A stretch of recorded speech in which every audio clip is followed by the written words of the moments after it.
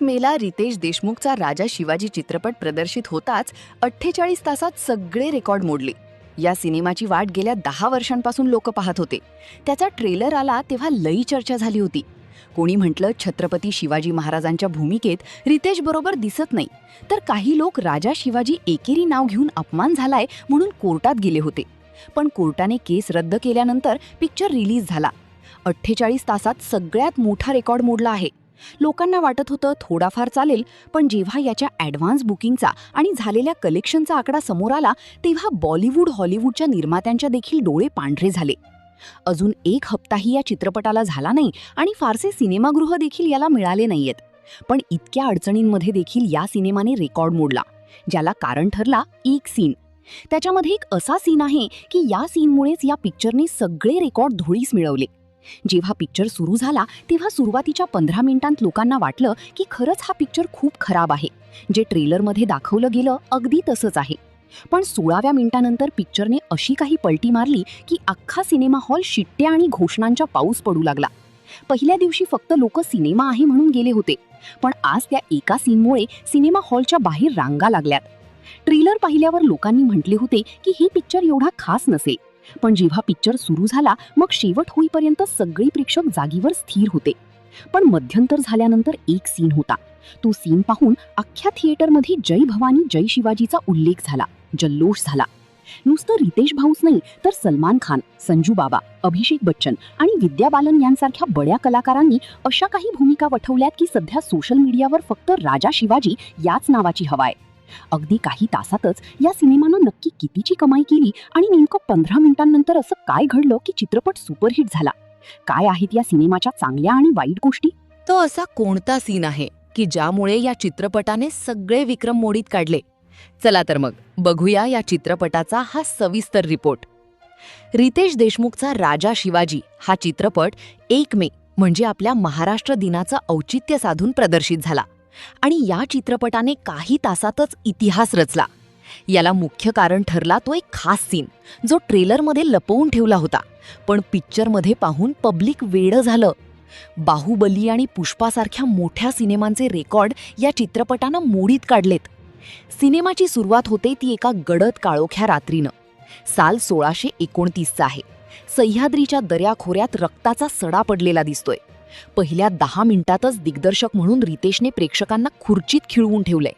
निजामशहाच्या दरबारात लखुजी राजे जाधव आणि त्यांच्या मुलांची ज्या क्रूरपणे हत्या केली जाते तो प्रसंग बघताना काळजात धस्स होतं. रक्ताने माखलेला देवगिरी किल्ला पाहून थिएटरमध्ये एकदम शांतता पसरते. पण ही शांतता म्हणजे एका येणाऱ्या वादळाची चाहूल आहे. जिजाऊंच्या डोळ्यातलं ते स्वराज्याचं स्वप्न आणि सूडाची धग पाहून प्रेक्षकांचे डोळे पाणावतात. मनात विचार येतो की इतक्या मोठ्या शत्रूंसमोर आपलं स्वराज्य उभं कसं राहणार? आणि हीच ओढ तुम्हाला पुढच्या भागाकडे घेऊन जाते. सुरुवातीच्या 15 मिनिटात थोडा इतिहास सांगितल्यामुळे काही जणांना वाटलं की सिनेमा बोर होतोय की काय, पण 16व्या मिनिटापासून जो खेळ सुरू होतो तो बघण्यासारखा आहे. पुढच्या काही वेळात आपण बाल शिवबाचं बालपण बघतो. इथे रितेशचा मुलगा राहिल देशमुख याने बाल शिवाजींच्या भूमिकेत जीव ओतलाय. जिजाऊंच्या संस्कारात वाढणारा हा वाघ जेव्हा पहिली मातीची मूठ हातात धरतो तेव्हा थिएटरमध्ये टाळ्यांचा कडकडाट होतो. पण खरा धमाका होतो 30व्या मिनिटाला. एका भीषण युद्धाच्या धुळीतून जेव्हा रितेश देशमुख छत्रपती शिवाजी महाराजांच्या रूपात समोर येतो तेव्हा थिएटरचं छप्पर फाडील इतकी घोषणाबाजी होते. रितेशची ती राजेशाही चाल आणि डोळ्यातली चमक पाहून समोर रितेश नसून साक्षात महाराज उभे आहेत असं वाटतं. पण इथेच एक मोठं वळण येतं. विजापूरच्या दरबारात एक असा भयानक शत्रू तयार होतोय जो महाराजांना रोखण्यासाठी विडा उचलतो. कोण होता तो क्रूर माणूस? चित्रपट अशा वळणावर येतो जिथे मध्यंतर होतं आणि त्यानंतर अख्खा इतिहास बदलणार असतो. आता एंट्री होते संजय दत्तची अफजल खानच्या रूपात. संजू बाबा इतका भयानक दिसलाय की त्याच्या एका ओरडण्याने अंगावर काटा येतो. त्याने साकारलेला खान पाहून प्रेक्षकांच्या मनात राग उसळतो. त्याचवेळी स्वराज्यासाठी खंबीरपणे उभे राहतात महाराजांचे थोरले भाऊ संभाजीराजे, ज्यांची भूमिका अभिषेक बच्चनने केली आहे. अभिषेकचं ते रांगडं मराठी बोलणं ऐकून लोक थक्क होतात. एकीकडे अफजल खान चालून येतोय आणि दुसरीकडे महाराज गड जिंकत आहेत. पण यात एक गुपित आहे. महाराजांच्या जवळचाच कोणीतरी शत्रूला मिळणार असते. तो गद्दार नेमका कोण हे पाहताना प्रेक्षक सिनेमात पूर्णपणे हरवून जातात. बघता बघता 1 तास संपतो आणि मग सुरू होतो बुद्धीचा खेळ.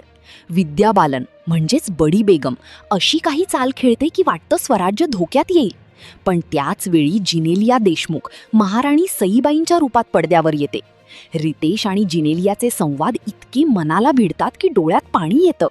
तो एक संवाद, पारिजात दुसऱ्याच्या अंगणात पडला तरी सुगंध आपल्याच दारी येतो, हा काळजाला स्पर्श करून जातो. आणि मग चित्रपट अशा वळणावर थांबतो जिथे अफजल खान तुळजापूरचं मंदिर तोडायला निघालाय. आता पुढे काय होणार? प्रेक्षक मध्यंतरात याचीच चर्चा करतात. चित्रपटाचा दुसरा भाग म्हणजे केवळ अंगावर शहारे आणणारा थरार आहे. प्रतापगडाचा तो रणसंग्राम, अफजल खानाचा कोथळा बाहेर काढण्याचा तो प्रसंग रितेशने ज्या ताकदीने शूट केलाय त्याला तोड नाही. आणि जेव्हा खानाचं सैन्य मराठ्यांवर तुटून पडतं तेव्हा एंट्री होते एका वीराची, जीवा महाला. आणि पडद्यावर दिसतो आपला सलमान खान. होता जीवा म्हणून वाचला शिवा, ही म्हण सार्थ ठरवताना सलमानचा तो मराठी बाणा आणि त्याची फिरणारी तलवार पाहून शिट्ट्या थांबत नाहीत. सलमानने या भूमिकेत अक्षरशः प्राण ओतलेत. शेवटच्या 15 मिनिटांत जेव्हा भगवा ध्वज फडकतो तेव्हा ऊर अभिमानाने भरून येतो. सिनेमा संपताना जय भवानी जय शिवाजी गाणं वाजतं आणि अख्खं थिएटर जय शिवरायांच्या घोषणांनी दुमदुमून जातं. रितेशने इतिहासाचं हे सुवर्णपान जिवंत केलंय असं वाटतं. पिक्चर संपल्यावर लोकांच्या प्रतिक्रिया घेतल्या तर काही चांगल्या गोष्टी समोर आल्या. रितेशचं दिग्दर्शन आणि अभिनय जबरदस्त आहे. त्याने ही भूमिका केवळ अभिनयाने नाही तर भक्तीने केलीये. संजय दत्तचा क्रूरपणा, अभिषेकचा संयम आणि सलमानचा स्वॅग यामुळे सिनेमा मोठा वाटतो. अजय अतुलचं संगीत म्हणजे या सिनेमाचा आत्मा आहे. संतोष सिवन यांनी सह्याद्रीचे कडे ज्या पद्धतीने कॅमेऱ्यात कैद केलेत ते पाहून आपण त्या काळात गेल्यासारखं वाटतं. पण काही उणीवा पण आहेत. काही ठिकाणी VFX थोडे कच्चे वाटतात, जे अजून चांगले करता आले असते. 3 तासांचा सिनेमा असल्यामुळे दुसऱ्या भागात थोडा संथ वाटू शकतो. काही कलाकारांचे मराठी उच्चार थोडे खटकतात, पण त्यांच्या अभिनयामुळे तिकडे दुर्लक्ष करता येतं. थोडक्यात सांगायचं तर राजा शिवाजी हा फक्त चित्रपट नसून तो एक अनुभव आहे. कुटुंबासोबत बघण्यासारखा हा सोहळा आहे. तर मित्रांनो, हा होता राजा शिवाजी चित्रपटाचा आमचा एक सविस्तर रिपोर्ट आणि आमचा वैयक्तिक रिव्ह्यू. रितेश देशमुख यांनी दिग्दर्शक, अभिनेता अशा दोन्ही भूमिका ज्या ताकदीने पेलल्या आहेत ते पाहून मराठी म्हणून ऊर अभिमानाने भरून येतो. पण आता खरी चर्चा सुरू होते तुमच्या आणि आमच्यामध्ये. तुम्हाला काय वाटतं, रितेश भाऊंनी महाराजांच्या भूमिकेला पूर्ण न्याय दिलाय का? कारण सिनेमा सुरू होण्याआधी सोशल मीडियावर खूप चर्चा होती की रितेश या भूमिकेत कसा दिसेल. पण ते 16व्या मिनिटाच्या एंट्रीने सगळ्यांची तोंड बंद केली आहेत असं आम्हाला वाटतं. तुम्हाला ती एंट्री कशी वाटली? आणि तो सर्वात महत्त्वाचा प्रश्न, सलमान खानची जीवा महाला म्हणून झालेली एंट्री थिएटरमध्ये खरंच शिट्ट्यांचा पाऊस पडला का की नव्हता? की तुम्हाला या ऐतिहासिक चित्रपटात बॉलिवूडच्या स्टार्सची गरज नव्हती? तुमचं जे काही मत असेल ते अगदी सडतोडपणे खाली कमेंट बॉक्समध्ये लिहा. आम्हाला तुमच्या प्रतिक्रिया वाचायला खूप आवडेल.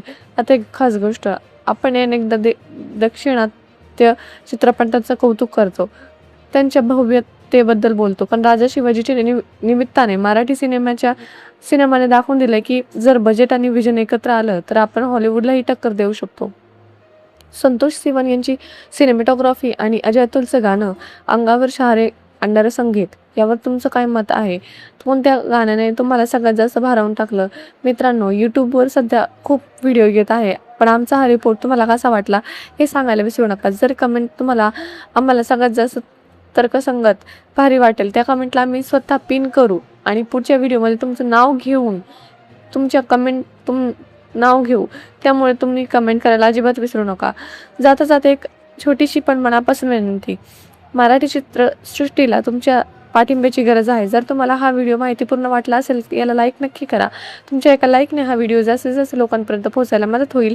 आणि हो, जर तुम्ही अजूनही आपल्या चॅनलला सबस्क्राईब केलं नसेल तर आताच त्या लाल बटनावर क्लिक करा आणि बेल आयकॉन दाबा, कारण यापुढे राजा शिवाजीच्या कमाईचे आकडे आणि पडद्यामागच्या असंच अनेक रंजक गोष्टी तुमच्यासाठी आम्ही घेऊन येणार आहोत.